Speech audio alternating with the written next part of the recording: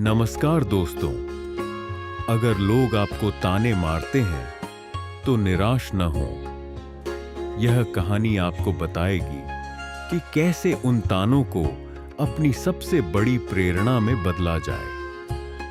यह कहानी हर उस इंसान के लिए है जो चुपचाप अपने लक्ष्य के लिए मेहनत कर रहा है, जबकि दुनिया उसकी काबिलियत पर शक कर रही है।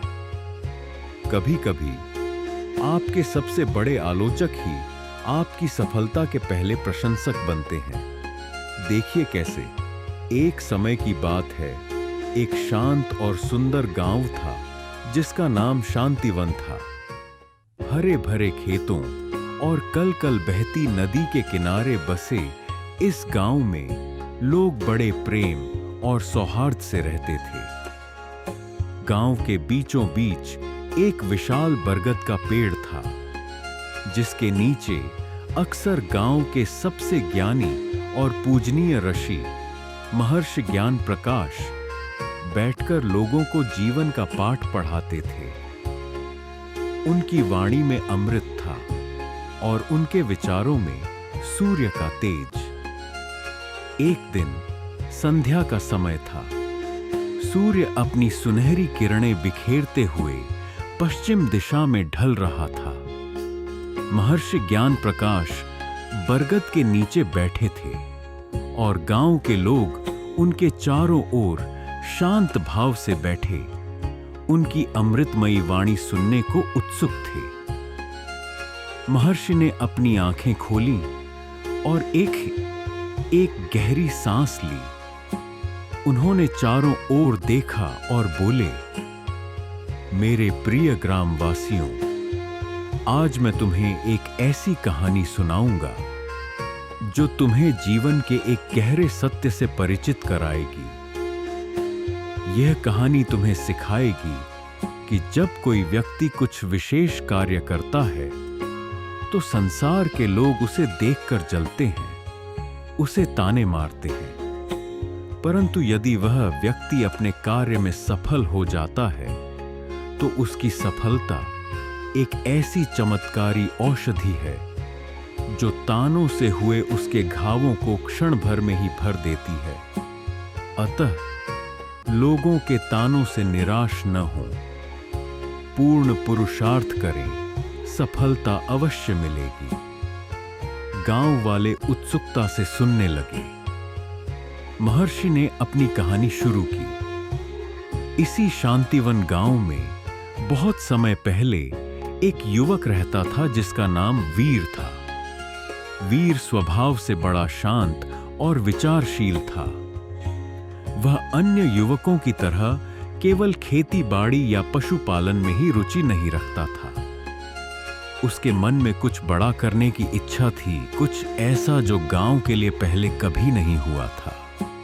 गांव में पानी की समस्या अक्सर रहती थी, खासकर गर्मियों के महीनों में। नदी का पानी दूर था और खेतों तक पहुंचाना कठिन। वीर ने देखा कि गांव के पास एक छोटी पहाड़ी थी और उस पहाड़ी के ऊपर एक प्राकृतिक झरना था जो अक्सर सूख जाता था।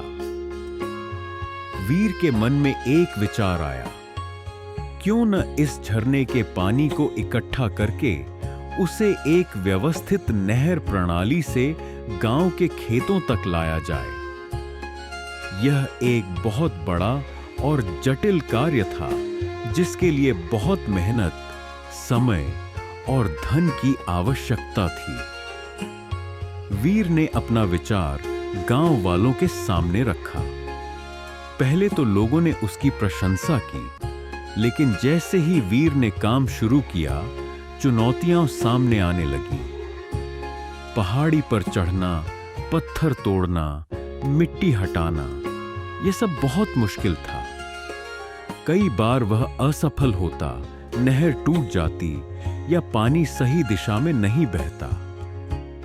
गांव के कुछ लोग जो खुद कुछ नया करने का साहस नहीं रखते थे, वीर को देखकर जलने लगे। वे आपस में फुसफुसाते, देखो वीर क्या कर रहा है, यह पागल हो गया है। भला एक छोटा सा युवक इतनी बड़ी नहर कैसे बना सकता है। एक दिन गांव का एक धनी व्यक्ति, जिसने कभी कुछ नया करने की कोशिश नहीं की थी, वीर के पास आया और व्यंग्य से बोला, अरे वीर, क्यों अपना समय बर्बाद कर रहे हो? यह नहर कभी नहीं बनेगी, तुम्हारी मेहनत बेकार जाएगी। इससे अच्छा है तुम भी दूसरों की तरह अपने खेतों में काम करो। दूसरा बोला, हाँ, ये तो बस सपने देखता है। इतने बड़े काम के लिए तो राजा महाराजाओं को भी सोचना पड़ता है। ये बेचारा अकेला क्या कर लेगा? कुछ महिलाएं भी आपस में कहती, देखो वीर के माता पिता कितने परेशान हैं। उनका बेटा दिन रात पत्थरों से जूझ रहा है, न खाता है न ठीक से सोता है, बस यह नहर का भूत सवार है। वीर ये सब सुनता था। उसके कानों में ये ताने तीर की तरह चुभते थे।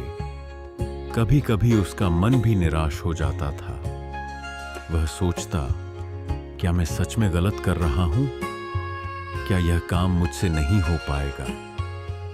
लेकिन फिर उसे अपने लक्ष्य की याद आती। उसे याद आता कि कैसे गर्मियों में खेत सूख जाते थे, कैसे लोग पानी के लिए तरसते थे। यह विचार उसे फिर से शक्ति देता। वह अपनी धुन में लगा रहा।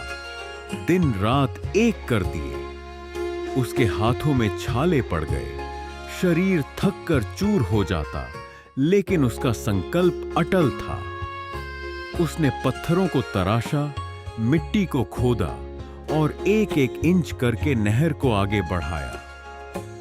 कई बार बारिश आती और उसकी बनाई नहर को तोड़ जाती, लेकिन वह हार नहीं मानता। वह फिर से शुरू करता और दोगुनी लगन से काम करता। महीने बीत गए और फिर साल।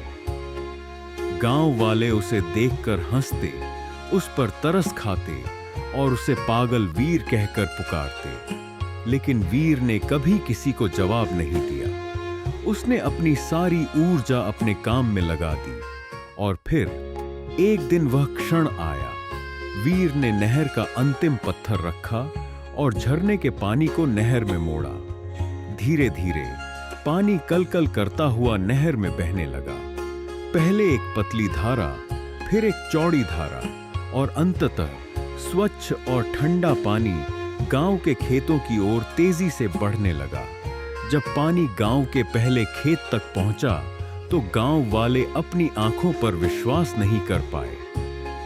जो वीर कल तक पागल कहलाता था, आज वह उनके सामने एक चमत्कार कर रहा था।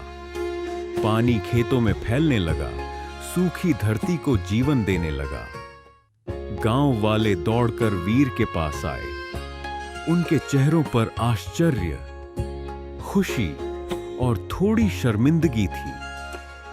वही लोग जो उसे ताने मारते थे, आज उसके सामने सिर झुकाए खड़े थे। धनी व्यक्ति जिसने उसे व्यंग्य किया था, वह वीर के पैरों में गिर पड़ा और बोला, वीर, हमें क्षमा कर दो। हमने तुम्हें गलत समझा। तुम तो सचमुच एक महान व्यक्ति हो। महिलाएं जो उस पर तरस खाती थीं, आज उसकी जय जयकार कर रही थी। पूरे गांव में खुशी की लहर दौड़ गई। वीर की सफलता ने उन सभी तानों को धो दिया था जो उसने इतने सालों तक सुने थे। उसके घाव जो लोगों के शब्दों से बने थे, उसकी सफलता की चमत्कारी औषधि से क्षण भर में भर गए थे। महर्षि ज्ञान प्रकाश ने अपनी कहानी समाप्त की।